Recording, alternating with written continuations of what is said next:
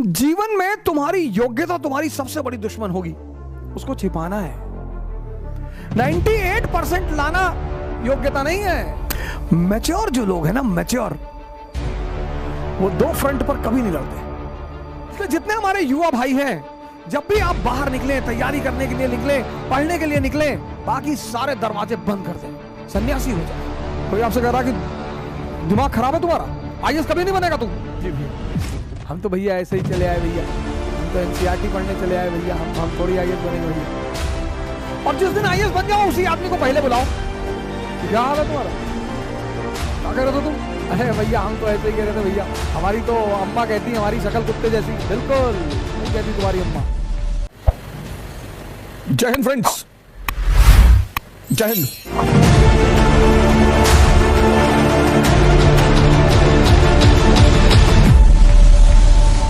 दुनिया में 3 लोगों के बिना आप नहीं रह सकते और 3 लोगों के साथ नहीं रह सकते। कौन है वो 3? पहला है आपके दोस्त, दूसरे हैं आपके पड़ोसी और तीसरे हैं आपके रिश्तेदार। इन तीनों के बिना भी आप नहीं रह सकते और इन तीनों के साथ भी आप नहीं रह सकते। इन तीनों से अपने आप को बचाना ही योग्यता है। आप उठे समस्तीपुर से, बैग उठाए, किसी को बताया ही नहीं कि आप आईएएस की तैयारी करने जा रहे हैं, बताया ही नहीं आपने, चर्चा ही नहीं की। अगर किसी ने पूछा कि दिल्ली जा रहे हो, हाँ वो इन्फो जॉब लग गई है, ऐसा ही जॉब लग गई है। बेंगलोर जा रहे हो, हाँ इन्फोसिस में जॉब लग गई है। जब तुम अपनी महत्वाकांक्षा किसी को बताते हो और तुम योग्य होते हो तो जलन पैदा होती है। यह मानवीय प्रवृत्ति, ऐसा नहीं हमारे में होती, तुम्हारे में होती, सब में होती है, सब में। अभी तुमको ऑस्ट्रेलिया में आईएएस बना दिया जाए, तुम नहीं जाना चाहोगे? कौन जानता है तुमको ऑस्ट्रेलिया में होगा आईएएस? इसलिए जब तुम आईएएस बनते हो, मंत्री बनते हो, नेता बनते हो, अपने घर की तरफ भागते हो। जितने लोग बंबई में कमाते, दुबई में कमाते, कमा वहां रहे, मकान बनवाते गांव में 2 बीघे में, हाँ बड़ा मकान, बड़ी बड़ी दीवारें और करीब 1 बीघे में मकान और ट्रैक्टर खड़ा हुआ है। क्यों? क्योंकि वो जो पटीदार हैं आपके, वो डेली उस मकान से गुजरेंगे और डेली मरेंगे। उसका मजा है सर। दूसरे को क्या दिखाना सर? अब आप गोरखपुर से गए, सेटल हो गए बंबई में, कौन जानता है आपको बंबई में? लेकिन बैजूडीहा गांव के आप रहने वाले हैं, वही के लोगों ने आपको गाली दी है बचपन में, चुनौतियां दी हैं, आपको ताना मारा है कि कुछ नहीं कर पाओगे, तो आपने 3 बीघे में मकान बनवाया गांव में। कोई नहीं रहता, कोई रहता ही नहीं, इतना बड़ा ताला लड़का, लेकिन पूरा गांव जब उस मकान से सामने से गुजरेगा तो डेली मरेगा कि बहुत पैसा सुकलवा कमाए, तस्करी उस्करी करता होगा। दुनिया में तुम 3 लोगों के बिना नहीं जी सकते और तुम 3 लोगों के साथ नहीं जी सकते। इनको अपनी महत्वाकांक्षा कभी मत बताओ। अगर तुम योग्य हो, ये तुमसे चलेंगे। कृष्ण को देखो, बलराम मजाक उड़ाते, सगे भाई हैं, गोरे नंद जसोदा गोरी, तुम कत श्याम शरीर, तुम्हारी मां भी गोरी, तुम्हारे पापा भी गोरे, तुम काले हो, तुम इनके बेटे हो ही नहीं। फिर बलराम एक दिन कृष्ण से कहते हैं कि ये वृंदावन के यादव लोग तुमको पीटने का प्लान बना रहे हैं। बोले क्यों? बोले तुम इनकी बीवियों के साथ नाचते हो, पीटेंगे नहीं? अरे बोले यार तुम भाई टेंशन मत लो, हम हैंडल कर लेंगे। एक दिन बारिश हो रही थी वृंदावन में और कृष्ण ने गोवर्धन पर्वत उठा लिया उंगली पर। अब आप सोच के देखो कि कोई अपनी उंगली पर पर्वत उठा ले, डिमॉन्स्ट्रेशन ऑफ पावर, शक्ति का प्रदर्शन। तब यादवों ने कृष्ण से कहा कि देखो भैया, तुम बीवी के साथ तो नाच ही रहे हो, तुम साली के साथ भी नाचो, हमको कोई टेंशन नहीं। जीवन में तुम्हारी योग्यता तुम्हारी सबसे बड़ी दुश्मन होगी, उसको छिपाना है। 98% लाना योग्यता नहीं है। वो सेल टैक्स कमिश्नर थे लखनऊ में, सुसाइड कर लिया, 2-3 दिन पहले की बात है। योग्यता है इस दुनिया को हैंडल करना। मैच्योर जो लोग हैं ना, मैच्योर, वो 2 फ्रंट पर कभी नहीं लड़ते। इसलिए जितने हमारे युवा भाई हैं, जब भी आप बाहर निकले, तैयारी करने के लिए निकले, पढ़ने के लिए निकले, बाकी सारे दरवाजे बंद कर दें, सन्यासी हो जाए। यह है सन्यास का मतलब। सन्यास का मतलब ये नहीं गेरुआ पहन लिया हरिद्वार भाग गए, वो भगोड़े हैं, वो भगोड़े हैं। सन्यासी बन जाइए, दिल्ली आइए, इलाहाबाद आइए, बैंगलोर आइए, हैदराबाद आइए, सन्यासी बन जाइए। कोई आपसे कह रहा कि दिमाग खराब है तुम्हारा, आईएएस कभी नहीं बनेगा तू। जी भैया, हम तो भैया ऐसे ही चले आए भैया, हम तो एनसीईआरटी पढ़ने चले आए भैया, हम थोड़ी आईएएस बनेंगे भैया। और जिस दिन आईएएस बन जाओ उसी आदमी को पहले बुलाओ, क्या हाल है तुम्हारा, क्या कर रहे थे तुम? अरे भैया हम तो ऐसे ही कह रहे थे भैया, हमारी तो अम्मा कहती है हमारी शक्ल कुत्ते जैसी। बिल्कुल सही कहती तुम्हारी अम्मा। इस दुनिया में मजा क्या है सर? विरोध का होना, विरोध विरोध। जितना तुम्हारा विरोध होगा उतने तुम्हारे उभरने की संभावना बढ़ जाएगी। विरोध मुर्दे का नहीं होता सर, चाहे जितना बड़ा अपराधी हो, जब मरता है ना तो दुखी होते हैं लोग। तुम्हें पता करना है कि तुम जिंदा हो कि नहीं। अगर तुम जिंदा हो तो लोग तुम पर हंसेंगे, अगर तुम जिंदा हो तो लोग तुम्हारा विरोध करेंगे। ये सब जिंदा होने की निशानियां हैं सर। भारत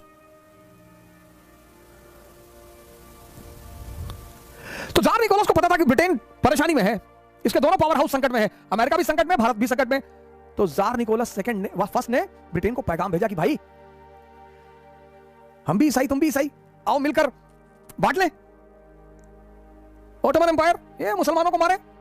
ब्रिटेन ने कहा नालायक, संबंध, गौर से सुनिएगा, संबंध का आधार मूर्खों के लिए धर्म होता है, संबंध का आधार मूर्खों के लिए जाति होती है, संबंध का आधार आम आदमी के लिए क्षेत्र होता है। अरे भैया आप गोरखपुर से, भैया हम भी गोरखपुर से, लाओ 1000 रुपया दो। नहीं नहीं भैया, भैया आप ब्राह्मण है, भैया हम भी पंडित है भैया। आम आदमी के लिए संबंध का आधार क्या है? जाति, धर्म, क्षेत्र। एरिस्टोक्रेसी के लिए संबंध का आधार क्या है? इंटरेस्ट। इंटरेस्ट। दुनिया में इंटरेस्ट छोड़कर है ही क्या? कुछ भी नहीं।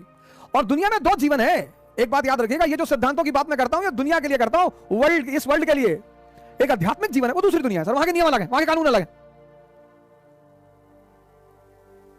जब तक आप इंद्रियों पे हैं आप इस दुनिया में हैं, इस दुनिया के नियम अलग है। जब आप चैतन्य पे पहुंच जाएंगे आप उस दुनिया में पहुंच जाएंगे, उस दुनिया के नियम अलग है, उस किनारे का नियम अलग है, बुद्ध का नियम अलग है, महावीर का नियम अलग है।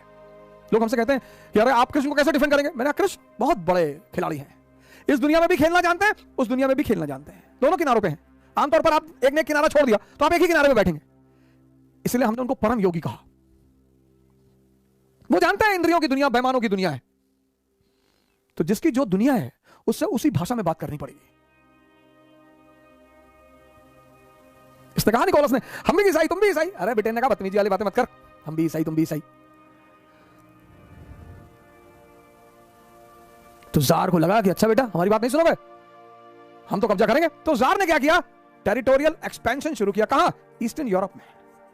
जो डैन्यूब नदी के किनारे के क्षेत्र थे उन पे कब्जा करना शुरू किया, डैन्यूबियन टेरिटरीज। जार निकोलस ने डैन्यूब के अगल बगल के जो क्षेत्र, नदी जो है डैन्यूब नदी, उसके अगल बगल के जो क्षेत्र है उस पर कब्जा करना शुरू किया। टर्की ने हमला कर दिया। जब टर्की ने हमला कर दिया तो रशिया और टर्की के बीच में युद्ध शुरू हो गया, पहला क्रीमियन वॉर, रशिया और टर्की के बीच में। ब्रिटेन और फ्रांस टर्की के पीछे आ गए, रूस हार गया। रूस हार गया तो पेरिस पीस समझौता हुआ, पेरिस पीस समझौता हुआ 1856 में। सबको बुलाया, ब्रिटेन ने सबको बुलाया, सबको, तुर्की के सुल्तान को बुलाया, रूस के जार को बुलाया, ईस्टर्न यूरोपियन के प्रतिनिधियों को बुलाया, इटली के प्रतिनिधि को बुलाया, सबको बुलाया। और फिर ब्रिटेन ने कहा सुल्तान, टर्की के सुल्तान से कि देखो यार हम भाई हैं। सुल्तान ने कहा कैसे? कहा हम भाई हैं, कह रहे हैं भाई हैं। तो कहा कैसे भाई? अरे बोले we are of Abrahamic religion, ईसाई मुसलमान अब्राहमिक, हम अब्राहम के वंशज हैं। बोले अच्छा, हमें तो पता ही नहीं था। हाँ बोले हाँ हम अब्राहम के वंशज हैं, हमारे सबका अब्बा एक है, हम भाई हुए। बोले हाँ। हाँ बोले तो यार तुम लोग इक्वल स्टेटस क्यों नहीं देते हो ईस्टर्न यूरोप के ईसाइयों को? सुल्तान ने कहा सरकार कैसी बातें कर रहे हैं, अब मैं जा रहा हूं इक्वल स्टेटस दूंगा। 1850 के बाद ब्रिटेन के उद्योगपतियों ने रूस में इन्वेस्टमेंट शुरू कर दी थी, तो उन्हें रूस से भी दोस्ती रखनी थी, उन्हें ओटोमन एम्पायर से भी दोस्ती रखनी थी, तो रूस को भी मनाना था। तो पेरिस पीस समझौता में बुलाया। कभी कभी होता है ना कि दो अपोजिट आदमी को आपको समझाना होता है। ये बात मेल जो वर्ग है, मेल पुरुष, वो ज्यादा समझेगा, खासकर जब उसकी शादी होती है। दो सुपर पावर आमने सामने होते हैं, पत्नी और मां, और दोनों के बीच कोल्ड वॉर शुरू होता है कि गुलाम किसका। पत्नी खाना बनाएगी, अब अपने पति से पूछेगी कि कैसा बना है। वो तो कहेगा कि ऐसा खाना तो भाई जन्नत में भी ना बनता होगा, बहुत जबरदस्त खाना। फिर मां खाने बैठेगी, फिर मां पूछेगी, मां कहेगी बेटा ऐसे दाल बनाते हैं, ऐसे नमक भर दिया उठाकर, ये दाल है सब्जी है। सर कोई मामला थोड़ी होता है, दोनों को सिर्फ ये चेक करना होता है कि गुलाम किसका। अब यहीं पे बहुत सारे हस्बैंड, नए नए हस्बैंड जो हिस्ट्री नहीं पढ़े होते हैं वो फंस जाते हैं, क्योंकि अगर आपने मां का पक्ष लिया तो आप ठोके गए। बीवी कहेगी तुम ही तो कह रहे थे जन्नत में ऐसा खाना नहीं मिलता, और अगर आपने बीवी का पक्ष लिया तो मां नाराज हो जाएगी कि जा घुस जा पल्लू में, मैं तो जानती थी। तब आपको पता है कौन याद आएगा? हिंदुस्तान का एक महानायक आपको याद आएगा। कौन? जवाहरलाल नेहरू। और उनकी एक नीति आपको याद आएगी, कौन सी? गुट निरपेक्षता, नॉन अलाइंड। तब आपको पता चलेगा कि अरे बाप, ये है नॉन अलाइंड। कभी कभी होता है कि आपको दो विरोधियों को संतुष्ट करना होता है, बहुत चैलेंजिंग टास्क होता है। ब्रिटेन ने किया। ब्रिटेन ने किया। सुल्तान ने कहा कि बिल्कुल इक्वल स्टेटस देंगे ईस्टर्न यूरोप के ईसाई भाइयों को। लेकिन सुल्तान जब वापस टर्की पहुंचा, आज हमारे भारत के एक बड़े आलिम मौलाना है डॉक्टर जाकिर नाइक साहब, मैं बड़ा सम्मान करता हूं, उनको प्रणाम करता हूं। तो उन्होंने लिखा, I am Indian, I support Palestine. अरे डॉक्टर साहब, I also support Palestine, but side by side I also support Chinese Muslims, those who are suffering there in China. I support Tatar Muslims, Ukraine, Crimea. I support Chechenian Muslims. I support Shia Muslims, Qatar, Ahmadiyas.